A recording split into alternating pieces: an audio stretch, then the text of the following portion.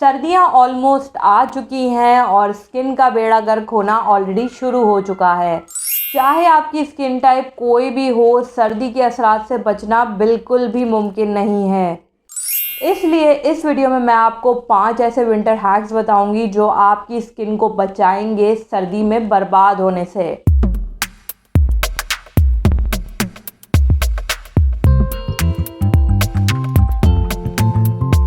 तो जी सबसे पहली टिप है,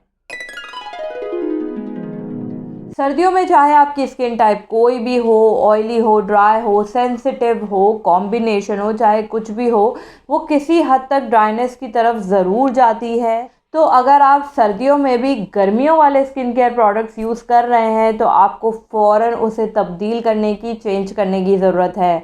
यानी आपका face wash, toner, moisturiser, face mask, scrub, यानी जो भी स्किन केयर प्रोडक्ट आप गर्मियों में यूज़ कर रहे थे, अब सर्दियों में आपको उसे चेंज करके थोड़ा सा क्रीमी, थोड़ा सा मॉइस्चराइजिंग प्रॉपर्टीज़ वाले जो ये प्रोडक्ट्स होते हैं वो ख़रीद कर लेकर आने हैं और उन्हें अपनी स्किन केयर रूटीन में इंक्लूड करना है। इन केस अगर आप गर्मियों वाले प्रोडक्ट ही सर्दियों में यूज़ करेंगे तो आपकी स्किन ड्राई आउट होना शुरू हो जाएगी और आपकी स्किन के मसले मसाइल बढ़ने लगेंगे। सेकेंड इम्पॉर्टेंट टिप है, सर्दियों में मॉइस्चराइजेशन इज़ अ की। तो भाई मॉइस्चराइजेशन इज़ अ की का क्या मतलब हुआ?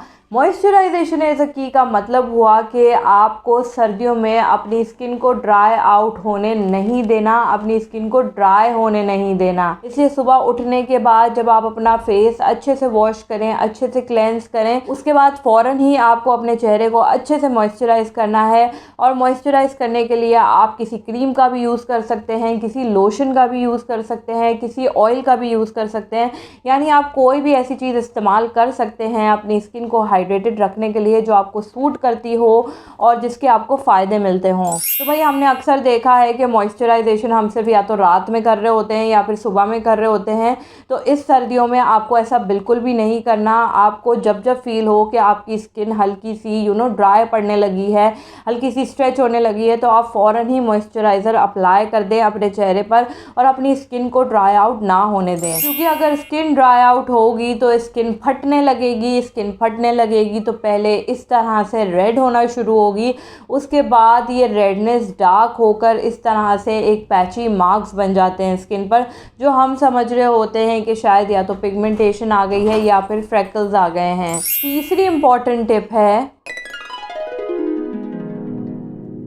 तो भाई जैसे ही सर्दियाँ आती हैं हम अपना सनस्क्रीन, अपना सन ब्लॉक उठा कर कबर्ड में फेंक देते हैं कि भाई जब गर्मियाँ आएंगी तो इसे दोबारा इस्तेमाल करेंगे। क्योंकि सर्दियों में तो सूरज निकलता ही नहीं और ना ही गर्मी होती है, तो भाई सन ब्लॉक लगाने की क्या ज़रूरत।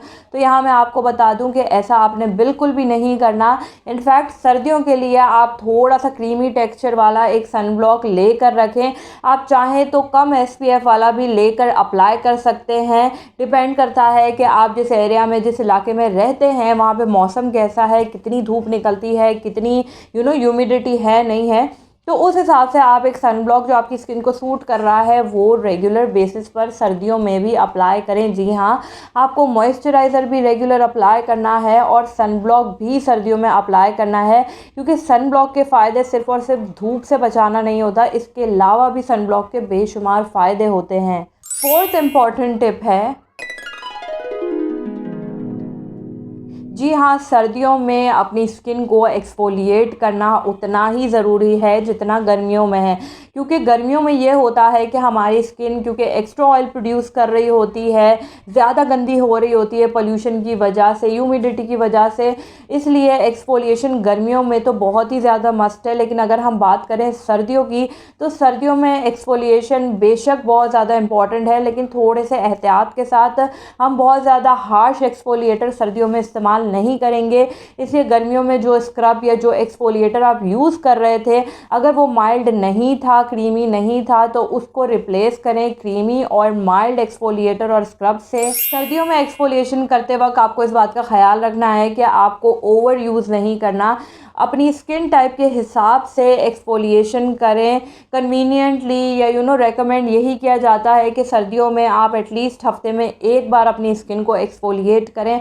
अगर तो आप बहुत ज़्यादा मेकअप का इस्तेमाल करते हैं तब आप हफ्ते में 2 से 3 बार भी सर्दियों में अपनी स्किन को एक्सफोलिएट करें, लेकिन अवॉइड करें कि रोज़ अपनी स्किन को एक्सफोलिएट ना करें, या फिर अपनी स्किन टाइप के हिसाब से ज़्यादा एक्सफोलिएट ना करें। फॉर एग्जांपल अगर आपकी स्किन सेंसिटिव है या ओवर ड्राई है तो ज़्यादा एक्सफोलिएशन से वो मज़ीद सर्दियों में ख़राब हो जाएगी।